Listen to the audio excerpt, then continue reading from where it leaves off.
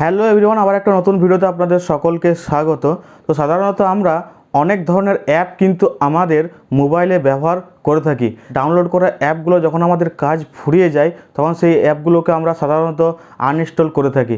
তো আপনারা অনেকেই জানেন যে আনইনস্টল করার পর কিন্তু আপনারা জানেন যে সেই অ্যাপটা কিন্তু আনইনস্টল হয়ে যায়। কিন্তু আপনি কি আদৌ জানেন যে আপনার ফোনের যে আনইনস্টল করা অ্যাপ সেটা কিন্তু আপনার ফোনের মধ্যেই থাকে? তো চলুন কিভাবে আপনারা ওইটাকে খুঁজে বের করবেন এবং কিভাবে আনইনস্টল করার যে নট ইনস্টল অ্যাপ সেটাকে আপনারা কি করে খুঁজে বের করে আপনারা ডিলিট করবেন ওইটাই আমি আপনাদেরকে দেখাবো। তো চলুন ভিডিওটা শুরু করা যাক।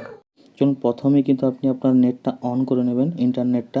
তারপর কিন্তু আপনি প্রথমেই চলে যাবেন প্লে স্টোরে যাওয়ার পর আপনি এখানে আপনার যে অ্যাকাউন্ট, গুগল অ্যাকাউন্ট, সেখানে ক্লিক করবেন।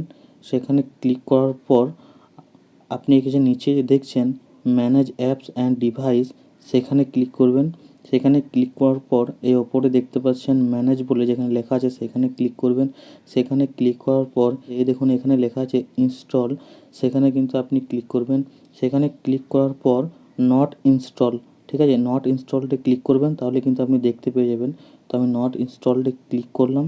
দেখুন এই অ্যাপগুলো কিন্তু আমি আনইনস্টল করে দিয়েছি, তার সত্ত্বেও কিন্তু আমার ডিভাইসে কিন্তু এই অ্যাপগুলো আছে।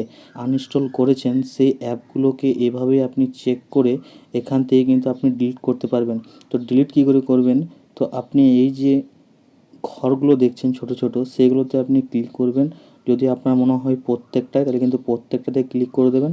যদি আপনি এক দুটো করতে চান বা পরবর্তী আপনার হয়তো কাজে লাগবে কখনো, তাহলে কিন্তু আপনি রেখে দিতে পারেন।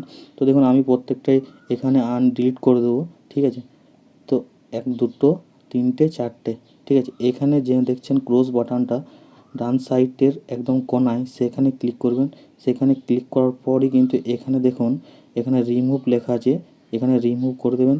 দেখুন এখানে কিন্তু আর অ্যাপগুলো এখানে দেখা যাচ্ছে না, ঠিক আছে। এই অ্যাপগুলো কিন্তু আপনার ডিভাইসের মধ্যেই রয়ে যায়, সেগুলোকে কিন্তু আবার আপনাকে রিমুভ করতে হবে, নাহলে কিন্তু আপনার স্টোরেজটা ফুল দেখাবে। তাই আপনি এভাবেই আপনার আনইনস্টল অ্যাপগুলোকে এভাবে রিমুভ করতে পারেন। তো চলুন, যদি ভিডিওটা ভালো লাগে তো অবশ্যই লাইক, কমেন্ট এবং শেয়ার অবশ্যই করবেন এবং সাবস্ক্রাইব করতে ভুলবেন না। পরবর্তী ভিডিওতে আবার দেখা হচ্ছে। চলুন, বাই।